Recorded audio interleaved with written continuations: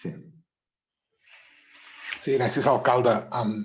Ara em permetrà que tregui la vena de veterano d'aquest ple de l'oposició, però aquest és un debat que fa molts anys que demanem, perquè a banda d'això, que té raó, és evident, el sistema de residències que ha imparat i de concessió de residències i de conselleries que podien haver fet la vista no tan grossa amb les residències aquí i a tot l'Estat, és evident que demana una revisió i aquesta pandèmia, malauradament, ha posat molt de relleu la necessitat d'afrontar com tractem a la nostra gent gran. I aquí, escolti, ens hi trobaran. És evident que ens hi trobaran. També és veritat que la Fundació Obra Social Benèfica a l'Hospital no és una residència qualsevol i no és una residència privada a l'ús i que té un historial i té alguns dèficits estructurals, permetin que us doni així, degut al seu origen i que, per tant, té una situació molt pròpia, però molt irregular i molt particular, que ens demana el model no ens grinyola, ara ja, pel finançament més o més gran de les places.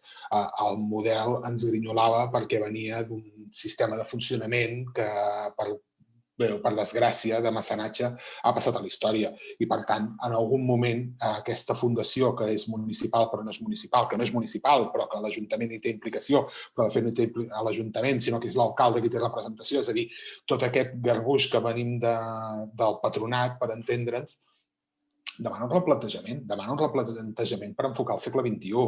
I ho demanàvem, jo diria, ja el 2015, i em sembla que ara tornem a... És el moment, ara potser amb aquests 400.000 euros traiem aquella pressió econòmica que hem estat patint d'ofegar o d'haver de tancar o de baixar la qualitat que ningú no volia d'aquests últims anys, i ara és un molt bon moment. Per tant, aquí permetin que exerceixi de portaveu per refermar el missatge que estava dient la nostra regidora Dolors.